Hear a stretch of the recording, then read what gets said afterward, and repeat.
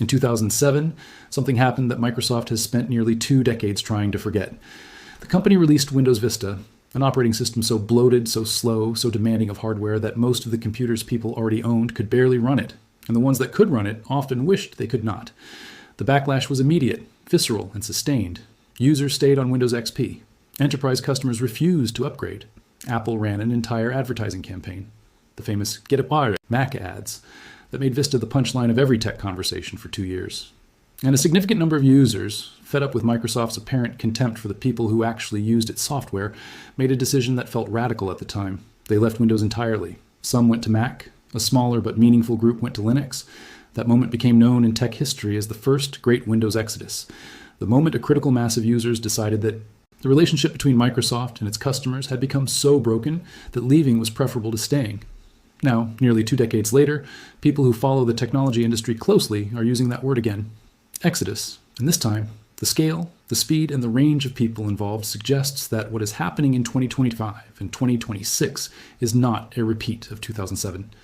It is something larger, something more permanent, and the reasons behind it go deeper than any single bad feature or botched launch. This is the story of why Windows users are leaving again, what drove them out, where they are going, and why Microsoft's own decisions put it in the most vulnerable position it has occupied in 30 years. To understand the second exodus, you have to understand what the first one actually established. Because the lesson Microsoft thought it learned from Vista turned out to be incomplete in ways that are now coming due. After Vista's catastrophic reception, Microsoft went back to basics. Windows 7 was released in 2009 and was everything Vista was not. Fast, stable, compatible with existing hardware, and humble enough to simply work without demanding that users change their behavior or upgrade their machines. It became one of the most beloved operating systems in the history of personal computing. Windows 10, released in 2015, continued that philosophy of relative restraint. It was a free upgrade, it ran on older hardware, and while it had its share of controversies around telemetry and forced updates, it delivered a broadly functional experience that most users were willing to accept. By 2020, Windows 10 had over 1.4 billion active monthly users. Microsoft appeared to have recovered its footing completely. The company seemed to understand that its relationship with users depended on a basic social contract. Give people a stable platform that respects their hardware, their time, and their choices, and they will stay. Break that contract, and they will leave. The lesson of Vista seemed learned. And then, systematically and apparently deliberately, Microsoft broke every part of that contract again, in ways that made Vista look like a minor inconvenience by comparison. Like and subscribe right now, because what Microsoft did between 2021 and 2026 is a case study in how to alienate an installed base of over 1 billion people. The first breach of the contract came with Windows 11's hardware requirements. When Microsoft released Windows 11 in October 2021, it did something that had no clear technical justification visible to ordinary users. It locked out hundreds of millions of perfectly functional personal computers by requiring a TPM 2.0 security chip and specific recent CPU generations. Machines running 6th and 7th generation Intel processors, hardware that was only 4 to 5 years old at the time of Windows 11's release, hardware that ran Windows 10 perfectly well, hardware that users had paid real money for, were declared incompatible. Not because they were slow, not because they lacked storage or memory, because they lacked a specific security chip that most people had never heard of and could not easily add. Microsoft's stated justification was security. TPM 2.0 enables features like BitLocker encryption and secure boot. But security researchers and industry analysts pointed out that the actual security benefit of the TPM requirement, as implemented in Windows 11, was marginal at best, and that the real effect was to force millions of users into a hardware upgrade, cycle they did not need and could not afford. The numbers were staggering. Estimates suggested that between 200 and 400 million PCs worldwide were technically capable of running Windows 11, but failed Microsoft's arbitrary hardware cutoff. These were not ancient machines. They were the computers sitting on desks in homes, schools, small businesses, and government offices around the world, running software that worked, serving users who had no particular desire to spend money they did not have on new. Hardware that offered no meaningful real-world improvement over what they already owned. Faced with the choice of buying new hardware, paying for Microsoft's extended security updates program to keep Windows 10 patched after its October 2025 end of support date, or looking at alternatives, a meaningful slice of those users chose the third option. And that choice set in motion the migration wave that is now being called the second exodus. But hardware requirements alone would not have been enough to trigger what is happening now. The hardware barrier was a shove. What came next was a sustained series of decisions that felt, to a growing number of users, less like product development and more like an operating system being weaponized against the people using it. The story of Windows recall is the one that crystallized the rupture most completely. And it is worth telling in full because it is so revealing of how Microsoft's internal culture had shifted away from user interests towards something else entirely. In May 2024, at a highly produced media event, Microsoft unveiled Recall as the centerpiece of its Copilot plus PC initiative. Recall was described as a photographic memory for your PC, a feature that would take a screenshot of your screen every few seconds, use on-device artificial intelligence to analyze the content of those screenshots, and allow you to search your entire computing history with natural language queries. Forgot where you saw that recipe last week? Ask Recall. Need to find that document you were working on 3 months ago? Ask Recall. The pitch was presented as a revolution in personal productivity, and Microsoft's marketing team clearly believed they had a blockbuster feature on their hands. What happened next was one of the most complete and devastating public relations collapses in the history of the technology industry. Within days of the announcement, security researchers began pulling apart exactly what Recall was doing, and what they found was that the feature was storing its database of screenshots and extracted text in an unencrypted plaintext file on the user's local drive, accessible to any software running on the machine with sufficient permissions. Security researcher Kevin Beaumont published a proof of concept he called Total Recall that demonstrated how a piece of malware with basic access to a Windows system could silently extract the entire Recall database, which could contain screenshots of passwords, banking information, private messages, medical records, legal documents, and anything else that had ever appeared on the screen, and exfiltrate it in seconds. The University of Pennsylvania's Office of Information Security released a warning describing Recall as introducing a substantial and unacceptable security, legality, and privacy challenges. Zach Bowden at Windows Central called it a PR disaster, and wrote that Microsoft had lost trust with its users, and that Recall was the straw that broke the camel's back. Microsoft delayed the release, then delayed it again, then redesigned the architecture with full encryption and opt-in defaults, then released it in beta in April 2025, and then in January 2026 began pulling back on the feature entirely, with internal teams reportedly rethinking whether Recall in its current form should continue at all. 1 year after its rocky launch, security researchers were still finding vulnerabilities.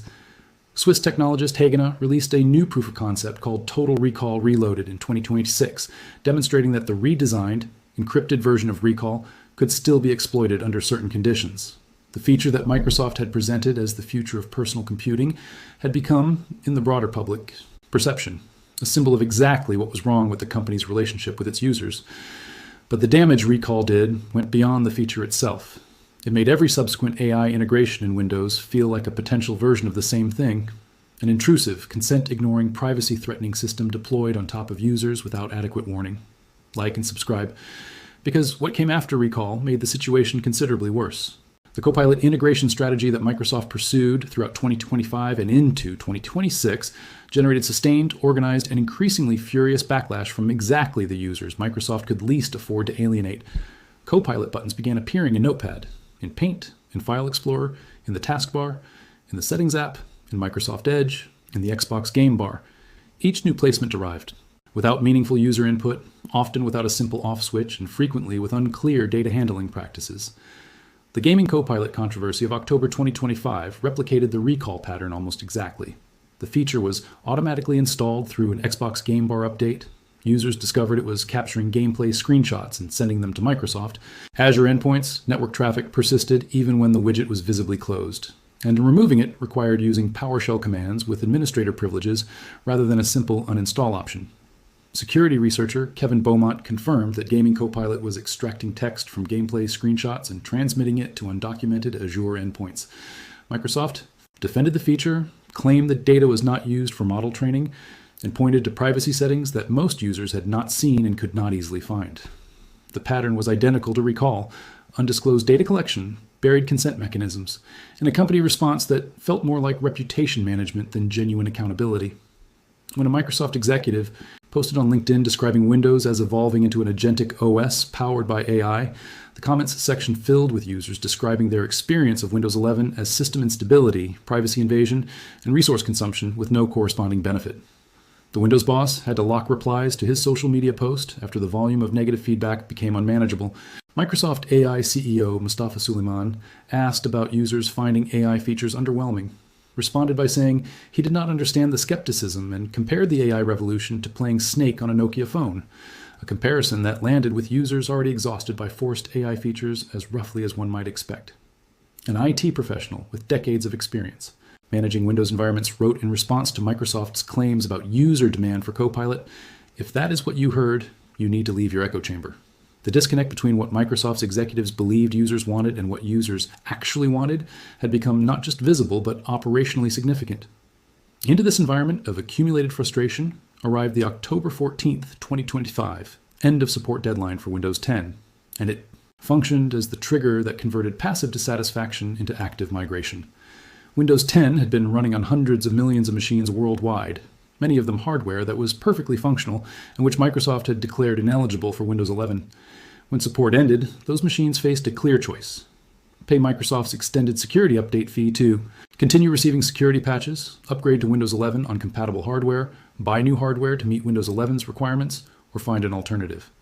For a large and growing number of users, the alternative they found was Linux. And unlike every previous moment in Linux's 3-decade history when observers predicted that this would finally be Linux's year on the desktop and then watched the prediction fail, the migration happening in 2025 and 2026 has numbers behind it that are genuinely different from anything that came before. Global Linux desktop market share reached 4.7% in 2025, up from 2.76% in July 2022, a growth of more than 70% in 3 years. The United States crossed the 5% threshold for the first time in June 2025. India leads major economies with a 16.21% adoption rate. Linux gaming on Steam reached 5.33% in March 2026, driven by the Steam Deck's normalization of Linux as a gaming platform, the Proton compatibility layer that allows the majority of Windows games to run on Linux without modification, and the end of Windows 10 support pushing gaming enthusiasts toward alternatives.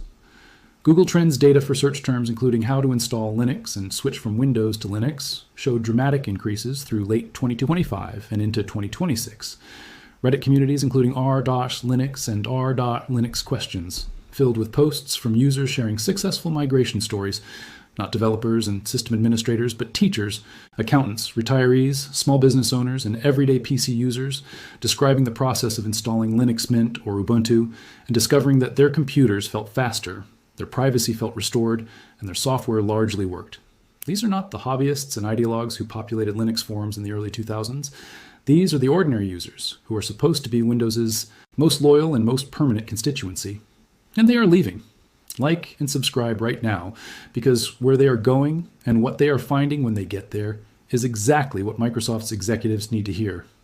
The practical case for Linux in 2026 is stronger than it has ever been, and the combination of desktop polish, hardware, compatibility, software availability, and gaming support has collapsed the technical barrier that historically kept ordinary users on Windows even when they wanted to leave.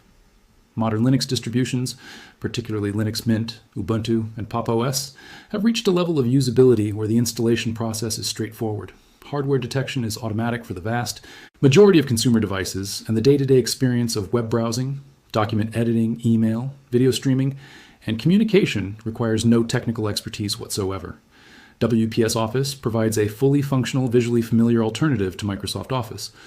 LibreOffice handles the vast majority of document compatibility tasks. The universal package systems have dramatically expanded software availability, allowing applications to be installed with the same simplicity as a smartphone app store. And perhaps most importantly for the users who most strongly resisted Linux in previous years, gamers, the situation has transformed fundamentally. Steam Deck normalized the idea that Linux was a viable gaming platform. Proton, Valve's compatibility layer, allows over 70% of the Steam library to run on Linux with no configuration required, and a meaningfully higher percentage to run with minor adjustments. The argument that you cannot game on Linux, which was genuinely true for most titles 5 years ago, is now simply false for the majority of the Steam library. The argument that Linux is too complicated for ordinary users, which was genuinely true for most distributions a decade ago, is now contradicted by the experience of hundreds of thousands of ordinary users who have made the switch successfully and describe the process as easier than they expected. The economic argument for Linux has also sharpened dramatically in 2025 and 2026. Hardware prices surged following component shortages and new tariff structures. DRAM prices rose 171% year over year. DDR5 RAM kits that cost around $100 in mid-2025 approached $200 by early 2026, and GPU prices climbed as NVIDIA cut production significantly. In this environment, an operating system that runs faster on existing hardware than Windows 11 does on the same machine requires no license fee, receives continuous security updates indefinitely regardless of hardware age, and carries no forced AI features is not just philosophically appealing. It is economically rational. A computer that Windows 11 struggles to run can feel genuinely fast on Linux Mint. A machine that Microsoft has declared end of life for Windows purposes can run a modern, fully supported Linux distribution indefinitely, secure and functional, without spending a single dollar. The migration away from Windows is not going exclusively to Linux. Apple's transition to its own M-series chips, beginning in late 2020 and accelerating through 2021 to 2024, gave MacBooks a performance and battery life advantage over comparable Windows machines so dramatic that it shifted the calculus for users who had previously chosen Windows on price and application availability grounds. The M1, M2, M3, and M4 chips delivered performance that competing x86 laptops could not match at equivalent price points, battery life that extended to 10, 12, and 15 hours of real-world use where comparable Windows machines managed 5 or 6, and a user experience where the operating system actively stayed out of the user's way rather than inserting itself at every opportunity. Microsoft's own brief disclosure that Windows had approximately 1 billion monthly active devices in 2025, compared to the 1.4 billion it had claimed in 2022, suggested that somewhere between 200 and 400 million Windows users had simply gone elsewhere. Microsoft later corrected the figure back to over 1.4 billion, but the moment of apparent candor had exposed a reality that the company's marketing had been obscuring. Windows growth has stalled, and the consumer segment is actively shrinking as users find alternatives that treat them better. The enterprise and gaming markets remain Windows strongholds. The network effects of corporate IT infrastructure and the Windows-specific titles in the gaming ecosystem are genuine competitive moats. But the casual consumer who uses a computer for web browsing, documents, entertainment, and communication, that user has more credible alternatives than at any point in the history of personal computing. And Microsoft's decision to fill that user's screen with AI features they did not request, capture their activities in a photographic memory database they did not consent to, and tell them through an executive LinkedIn post that they are building an agentic OS whether users want it or not, that decision is actively pushing those users toward the door. Microsoft has, to its credit, begun to register the feedback. In January 2026, Windows Central reported that internal teams at Microsoft were actively reviewing several high-profile AI features, including Copilot, placements, and the recall experience. By February 2026, GHacks reported that Microsoft was dialing back Windows 11 AI features following sustained user backlash, that the company appeared to be moving away from visible, forced AI surfaces and toward foundational capabilities that actually enhance applications when needed. Microsoft added a policy allowing enterprise IT administrators to uninstall Copilot from managed Windows 11 devices.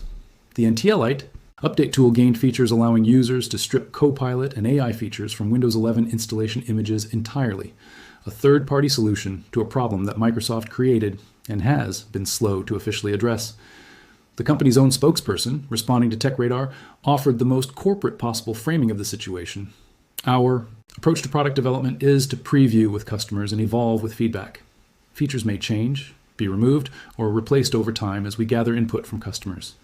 The gap between that measured language and the visceral anger in user forums, Reddit threads, and social media, comment sections that Microsoft executives eventually had to lock rather than read, represents one of the largest disconnects between a technology company and its users in recent memory. The first Windows exodus happened because Vista was slow and incompatible. Microsoft fixed that and won users back with Windows 7 because the fix was simple. Make it fast, make it compatible, make it humble. The second Windows exodus is happening for reasons that are harder to fix.